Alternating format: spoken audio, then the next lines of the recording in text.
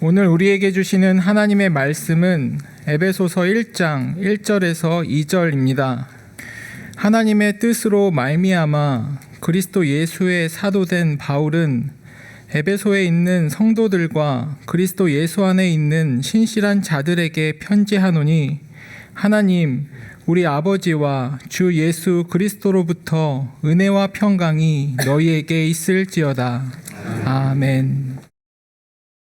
사도 바울은 2차 전도 여행을 마치고 고린도에서 안디옥으로 돌아가는 길에 에베소에 잠시 들렀습니다.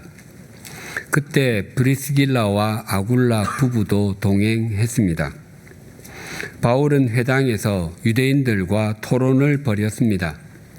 유대인들은 바울과의 토론이 흥미가 있었는지 좀 더 오래 머물러 주십시오라고 청했지만 바울은 고개를 가로젓고는 하나님의 뜻이면 다시 돌아오겠습니다라고 작별 인사를 한 뒤에 배를 타고 에베소를 떠나 안디옥으로 향했습니다.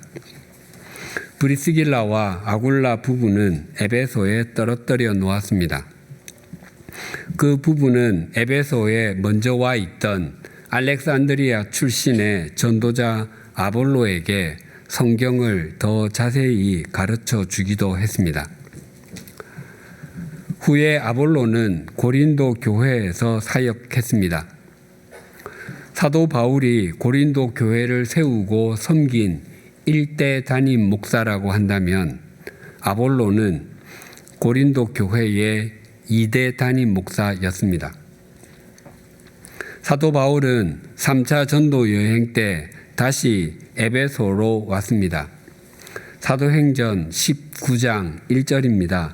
아볼로가 고린도에 있을 때에 바울이 윗지방으로 다녀 에베소에 와서 어떤 제자들을 만나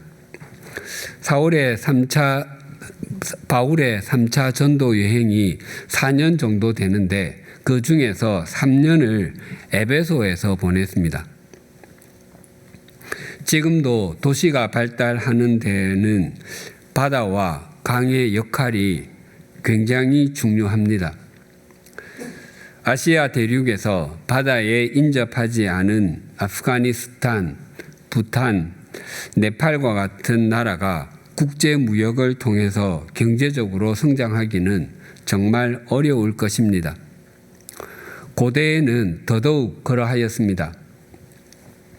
지금은 바다나 강을 가로지르고 따라가는 선박을 통해서나 또 항공기나 열차, 트럭 등을 통해서도 대량 화물을 운송하지만 고대에는 바다와 강을 통해서만 대량 화물 운송이 가능했습니다. 우리나라 삼국시대에 고구려, 백제, 신라가 한반도에서 패권을 쥐기 위해 경쟁을 벌였습니다. 각 나라의 국력이 가장 왕성했던 때는 모두 한강 유역을 차지했을 때였습니다. 로마 제국의 5대 도시는 로마를 비롯하여 알렉산드리아, 안디옥, 에베소 그리고 고린도였습니다. 그 중에서 에베소는 그리스와 튀르키예 사이에 에게해 연안에 위치했을 뿐만 아니라 카이스테로스 강 어귀에 있었기 때문에 상업이 아주 발달한 항구 도시였습니다. 게다가 세 개의 큰 도로가 뻗어 있어서 그 도로를 통해서 들어온 동방과 남방과 소아시아의 상품들이 에베소에서 거래가 되었습니다. 에베소는 아시아 지역의 최대 도시였고 당시로는 없는 것이 없는 곳이었습니다. 그래서 에베소는 고대 세계 허영의 시장이라 불렸습니다. 그리고 에베소는 로마 제국에 대한 충성과 봉사를 인정받은 자치도시였기 때문에 로마 군대가 주둔한 적이 한 번도 없었고 에베소 출신의 관리가 다스렸습니다. 또한 에베소는 순회 재판 도시였습니다. 로마의 지방 장관들이 중대한 재판을 할 때 에베소로 몰려들었는데 그 재판의 광경은 사람들에게 아주 큰 볼거리였습니다.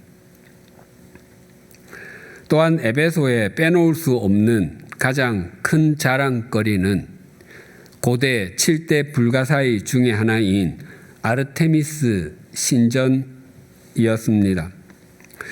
그 신전의 크기는 길이가 약 130m, 너비가 약 67m, 높이가 18m 정도였고 기둥이 127개나 있었습니다. 그 신전에 풍요와 다산의 상징인 아르테미스 여신상이 있는데 유방이 24개나 달려 있습니다. 당시 신전에는 수천 명의 여사제들이 있었고 그들은 신전에서 일을 볼 뿐만 아니라 남자들과 성을 팔고 사는 일을 했습니다. 또한 신전의 자비를 도맡아 하는 노예들도 굉장히 많이 있었는데 그들은 신전의 노예라고 불렸고 그렇게 불리는 것을 최고의 자랑으로 여겼습니다. 아르테미스 신전에 눈에 띄는 두 가지 특징이 있습니다.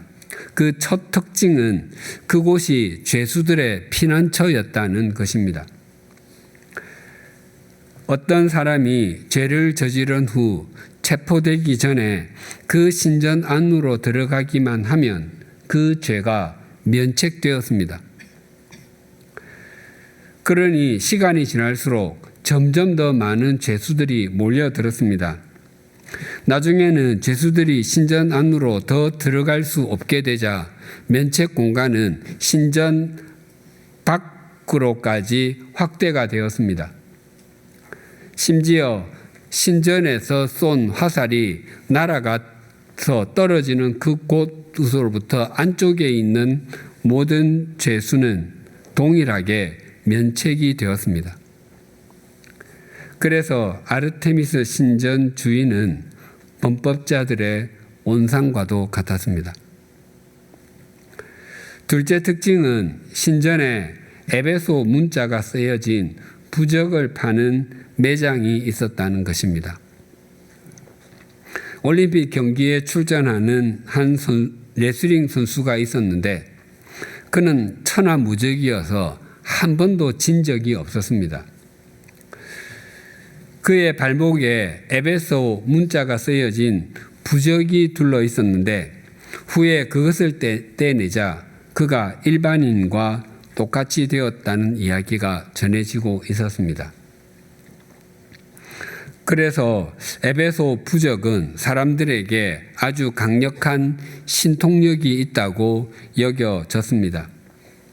그래서 긴 여행을 앞둔 사람, 사업에 성공하고 싶은 사람, 불임 부부, 고칠 수 없는 질병에 걸린 사람 등 마음에 이루고 싶은 소망이 있는 사람들은 에베소로 와서 그 에베소 부적을 구입했습니다. 사도 바울은 이런 도시인 에베소에서 3년 동안이나 사역했습니다. 바울이 예수 그리스도의 사도로 부르심을 받은 이후 가장 긴 기간 사역했던 곳이 에베소였습니다.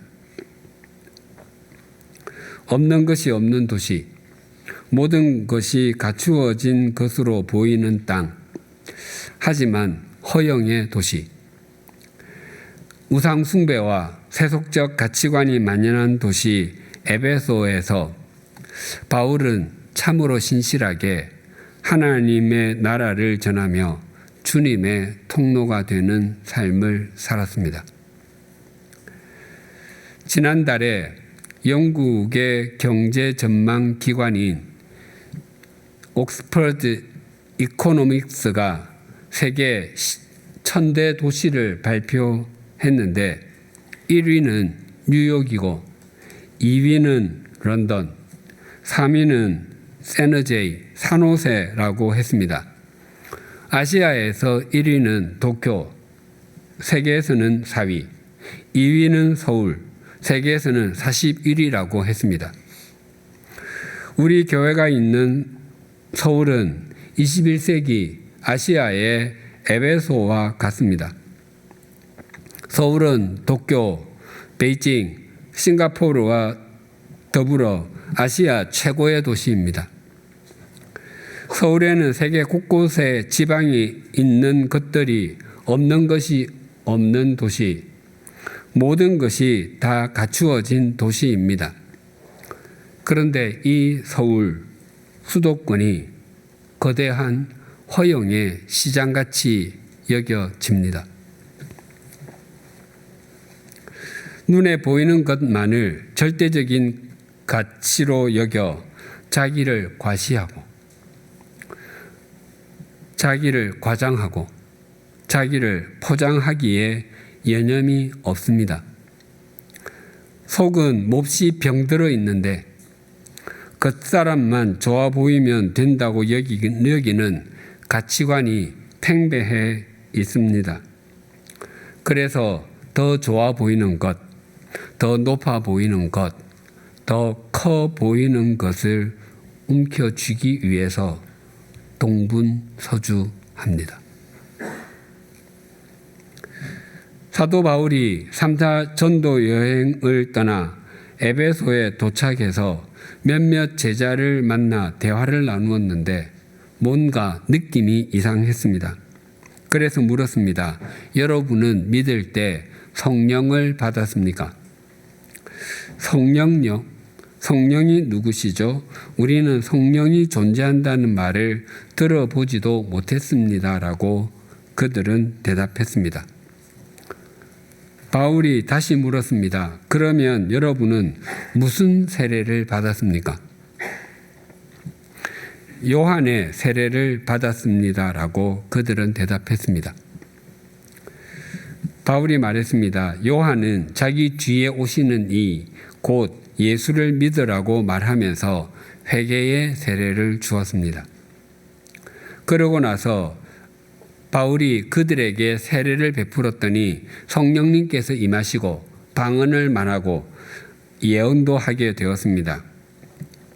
그 후에 바울은 회당을 드나들면서 석 달 동안 하나님 나라의 일을 강론하고 담대하게 복음을 전했습니다. 그런데 몇몇 사람은 마음이 완고하여 믿으려고 하지 않았고 회중들 앞에서 바울이 전하는 도, 즉 복음을 비난했습니다. 바울은 제자들을 따로 세워 회당 밖으로 나와 회당과는 결별했습니다. 그 후로 바울은 더 이상 회당에서 가르치거나 설교하지 않았습니다. 바울은 두란노 서원에서 2년간 강의를 했습니다. 두란노 서원이 어떤 곳인지 알려져 있지 않습니다. 두란노가 당시 그곳에서 가르치던 철학자나 교육자의 이름일 가능성이 크고 또는 학생들이 무서운 교사에게 붙인 별명일 수도 있습니다. 왜냐하면 두란노가 헬라어로 티란노스인데 폭군, 전제군주라는 뜻입니다. 여기에서 영어 전제 정치를 나타내는 티라니가 나왔습니다. 제가 고등학교에 다닐 때는 학교에서 체벌이 일상적이었습니다. 당시 수학을 가르치던 선생님의 별명이 살모사였습니다. 그 선생님의 얼굴은 기억이 나는데 이름은 기억이 나지 않습니다. 그 선생님에게 한 대 맞으면 한쪽으로 튕겨나갈 정도였기에 그 수업 시간은 쥐 죽은 듯이 고요했습니다. 친구들이 그 수업 시간을 말할 때 수학 시간이라고 하지 않고 살모사 시간이라고 말했습니다. 아마 당시에는 특별히 설명하지 않아도 두란노 소원이 잘 알려져 있었기 때문에 누가가 더 이상 설명을 덧붙이지 않은 것으로 보입니다. 바울은 이전에는 회당에서 안식일에만 가르쳤지만 이곳에서는 매일 가르칠 수 있었습니다. 서원이라고 번역된 헬라어는 스콜레입니다. 여기에서 학교를 뜻하는 영어 단어 스쿨이 나왔습니다. 하지만 본래 서원, 스콜레는 회의와 토론, 논쟁, 강연 등이 이루어지며 사람들이 여가를 즐기기도 하는 다목적 공간을 이루는 단어였습니다. 베자 사본에 의하면 바울은 이 두란노 서원에서 오전 11시부터 오후 4시까지 가르쳤다고 합니다. 당시 에베소에는 무더운 날씨로 인해서 오전 11시부터 늦은 오후 시간까지는 상가도 철시하고 학교도 문을 닫았다고 합니다. 특히 점심을 먹은 후에는 시에스타, 낮잠을 자는 시간이었습니다. 이 지방 사람들은 오전 1시, 즉 밤 1시보다 오후 1시에 더 깊이 잠이 들었다고 합니다. 특정한 장소를 특정한 시간에 지속적으로 빌려 사용할 수 있는 거의 유일한 시간이 사람들이 낮잠을 자는 시간이었습니다. 사도 바울과 에베소의 그리스도인들은 사람들 대부분이 낮에 낮잠을 자는 시간에 사람들이 잠에 골아떨어져 있는 동안에 그 시간에 비어 있는 두란노 서원에서 날마다 예배를 드리고 말씀을 공부한 것이었습니다. 그 2년간이 사도 바울의 사역의 절정기라고 할 수 있습니다. 그때 요한계시록 2장과 3장에 나오는 소아시아의 7교회, 에베소, 서머나, 버가모, 두아디라, 사데, 빌라델비아, 라오디게아 교회가 세워졌고 또한 골로새 교회, 히에라볼리 교회 등이 세워졌습니다. 또한 이때 바울이 고린도를 방문했고 고린도 전후서를 기록하였습니다. 그 2년간의 사역의 결과가 이러하였습니다. 사도행전 19장 10절입니다.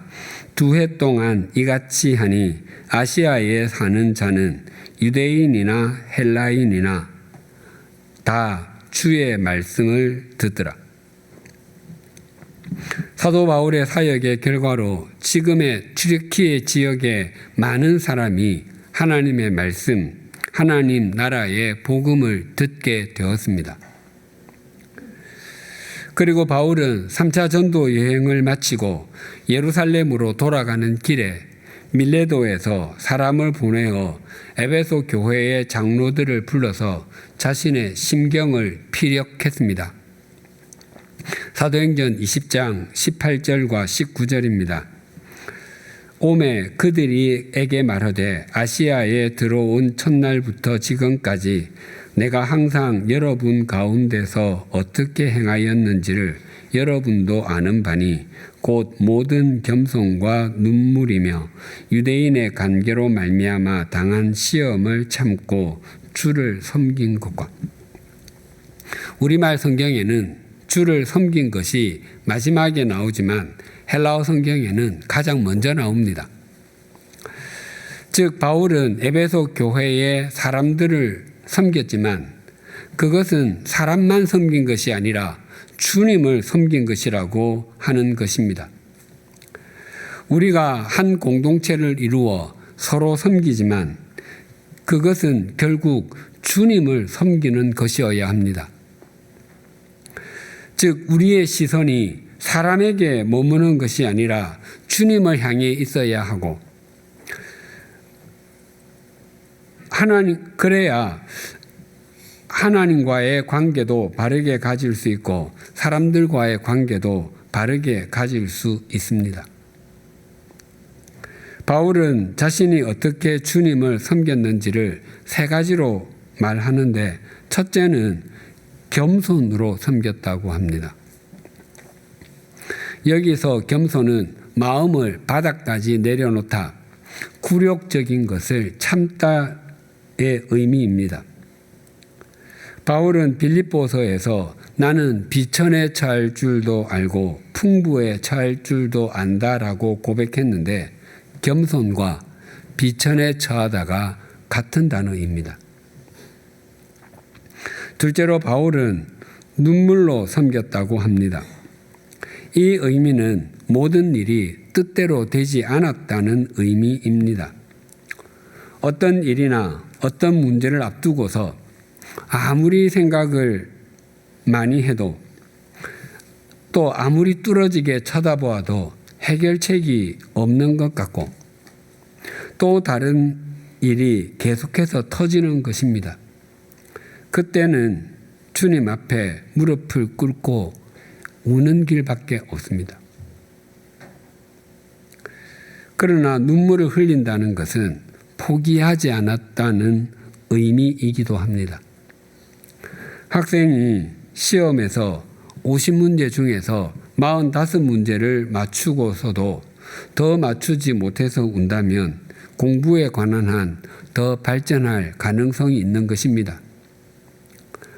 반면에 50문제 중에서 15문제 맞추고서도 희죽희죽 웃고 나오고 다음번에 2-3문제라도 더 맞추어야지 라는 생각이 들지 않는다면 그 학생은 공부 말고 자신이 더 잘할 수 있는 일을 찾아서 하는 것이 자신을 더 행복하게 만들어 줄 것입니다.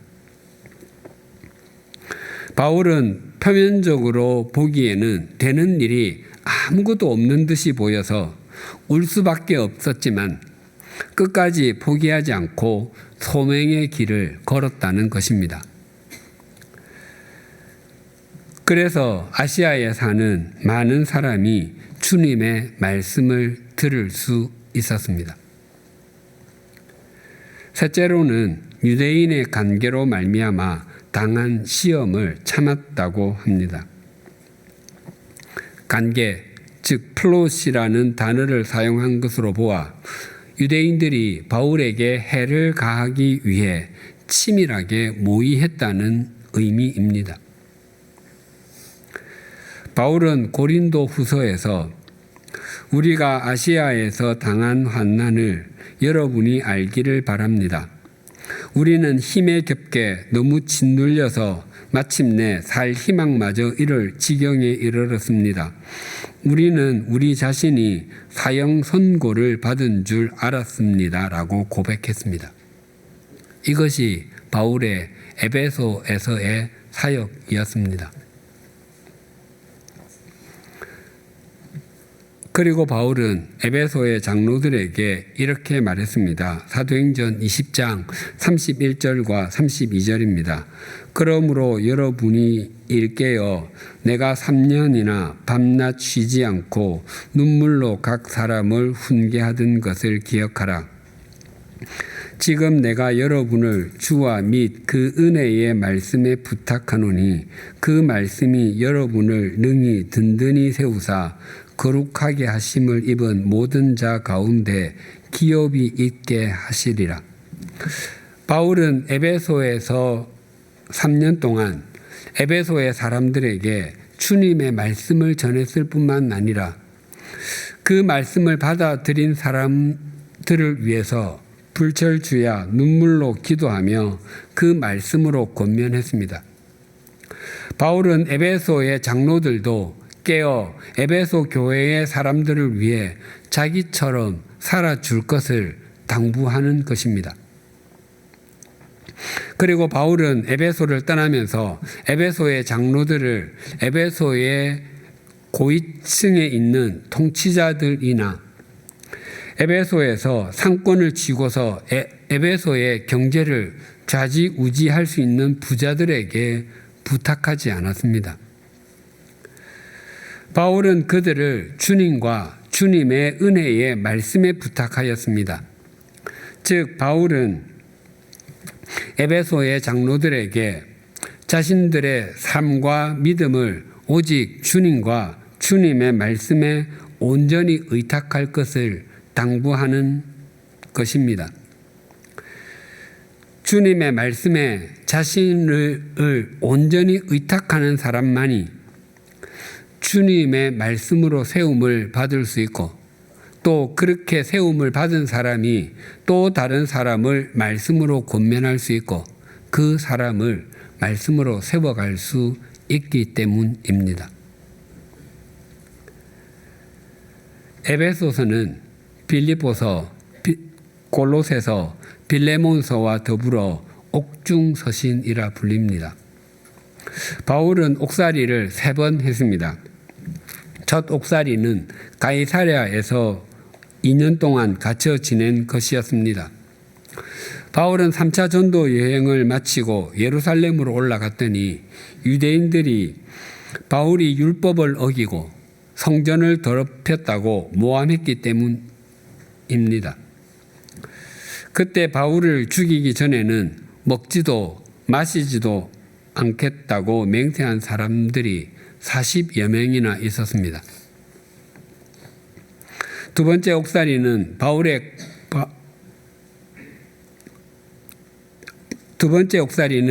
로마의 감옥에서 61년에서 63년까지 2, 3년 동안 한 것입니다. 바울은 가이사랴에서 풀려날 수도 있었는데 로마 황제에게 재판을 받기 위해 항소하여 로마까지 끌려간 것입니다. 바울이 로마로 잡혀갈 때 지중해에서 유라굴로 광풍을 만나기도 했습니다. 마지막 3번째 옥살이는 로마의 감옥에서 풀려나 3, 4년 정도 지난 후에 재투옥되어서입니다. 그리고 바울은 3번째 옥살이 중에 순교의 제물이 되었습니다. 바울이 에베소서를 기록한 것은 주후 61년 무렵 두 번째 투옥된 로마의 감옥에서였습니다. 바울이 에베소 교회에 이 편지를 보낸 것은 에베소 교회에 특별한 무슨 문제가 있어서가 아니었습니다. 에베소서를 읽어도 에베소 교회에는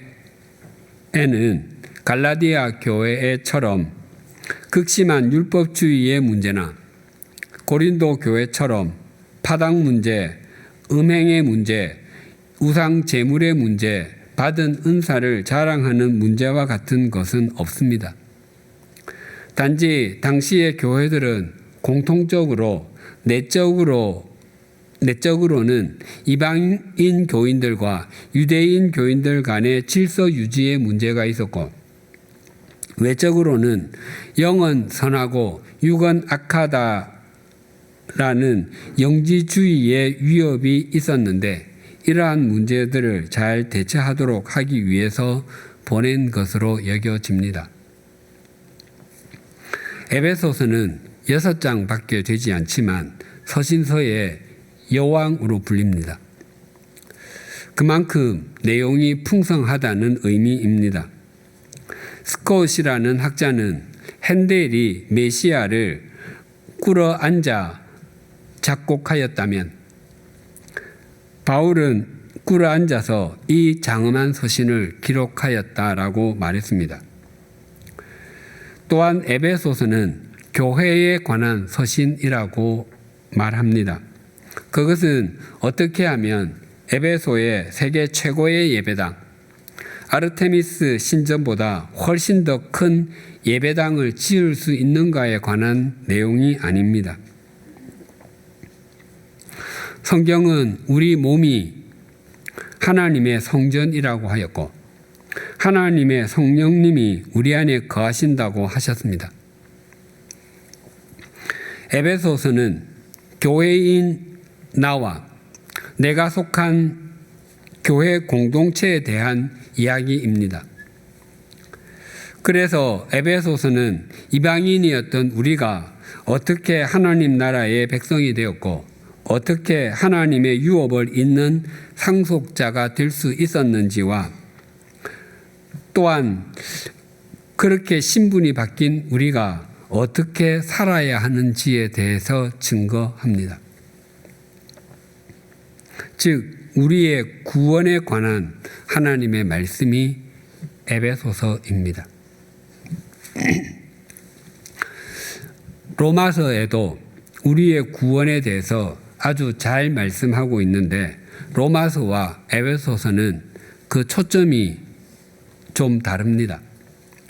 로마서는 본래 우리가 어떤 존재였는지를 강조합니다. 모든 인간 중에 의인은 단 한 명도 없고 모든 인간이 사형에 해당하는 죄인이었음을 강조합니다. 그럼에도 하나님께서 예수 그리스도를 우리를 위하여 보내어 십자가에서 죽게 하심으로 우리에게 대한 당신의 사랑을 확증하셨다고 합니다. 그리고 그 독생자를 보내신 하나님의 사랑은 그 무엇으로도 끊을 수 없다고 합니다. 반면에 에베소서는 우리의 구원을 위해 하나님께서 어떤 일을 하셨는지를 강조합니다. 하나님께서는 우리를 구원하시고 우리에게 하늘에 속한 신령한 복을 주시기 위해서 이 세상을 만들기도 전에 우리를 그리스도 안에서 택하시고 우리를 당신의 자녀로 삼아 주셨다고 합니다.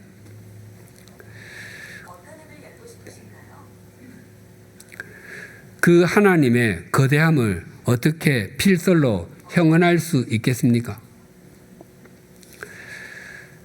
종교개혁자 마르틴 루터는 로마서를 좋아했고 장 칼뱅은 에베소서를 좋아했다고 합니다. 사도 바울은 감옥에 갇혀 있으면서도 하나님의 구원하심과 그 은혜의 풍성함을 우리에게 전하고 있습니다. 그 에베소서는 이렇게 막이 올라갑니다. 오늘 본문 1절이 이렇게 증가합니다. 하나님의 뜻으로 말미암아 그리스도 예수의 사도된 바울은 에베소에 있는 성도들과 그리스도 예수 안에 있는 신실한 자들에게 편지하노니. 바울은 이 편지를 써서 에베소에 있는 성도들에게 보냈습니다.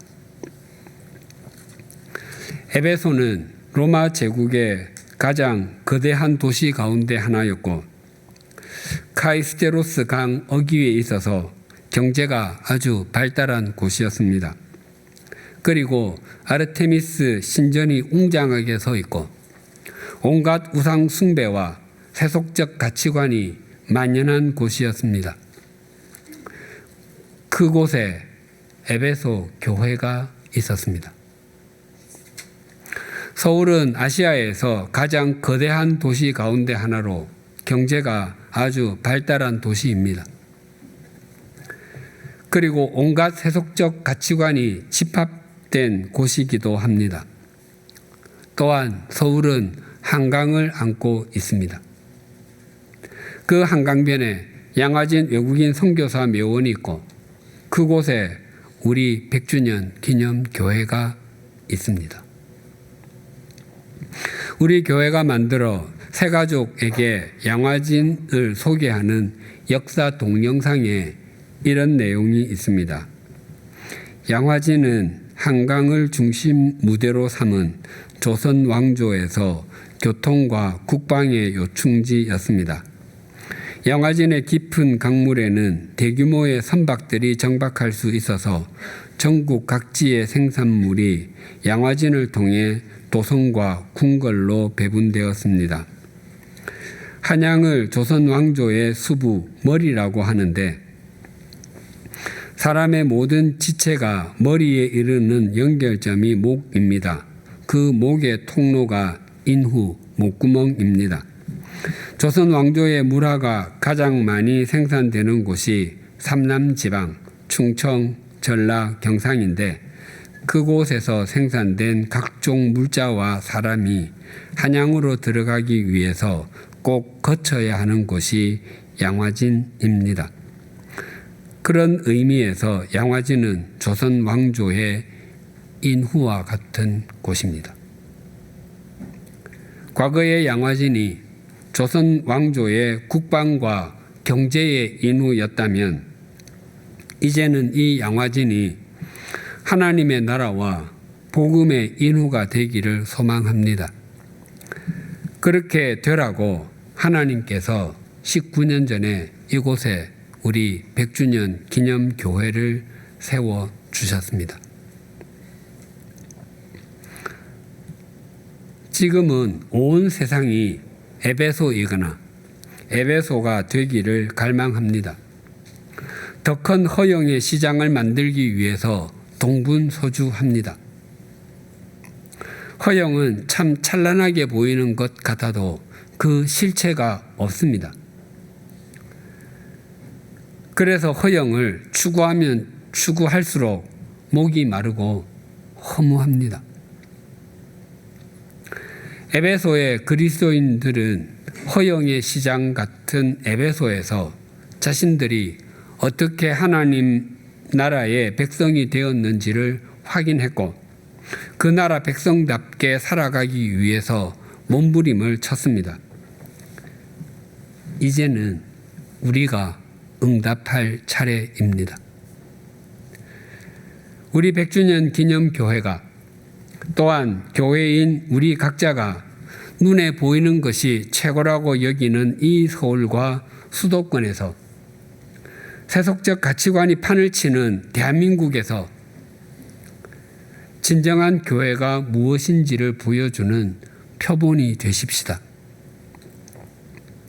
또한 교회이자 그리스도인인 우리가 어떻게 살아가야 하는지를 보여주는 주님의 이정표들이 되십시다. 그 삶을 신실하게 살아내는 것이 우리의 힘으로는 되지 않는 것이기에 주님의 도우심을 구하기 위해 주님을 향해 창문을 활짝 여십시다. 그때 우리는 21세기의 성도, 우리 삶의 자리에서 진정으로 구별된 사람들, 세상을 새롭게 하는 주님의 통로들이 될 것입니다. 기도하시겠습니다. 하나님 아버지, 이번 주부터 에베소서의 말씀 속으로 믿음의 여행을 떠날 뿐만 아니라 에베소서의 말씀으로 우리가 어떻게 되어야 하는지, 우리가 어떻게 살아야 하는지를 확인하고 순종하겠습니다. 이 말씀을 통해서 하나님께서 우리를 위해서 어떤 역사를 베푸셨는지를 깨닫게 하시고 우리가 어떻게 성숙해 가야 하는지를 알고 행하게 하여 주시옵소서. 고대의 허영의 시장과 같은 에베소에 살아가고 있을지라도 그리스도인은 구별된 사람들, 성도라고 말씀하십니다.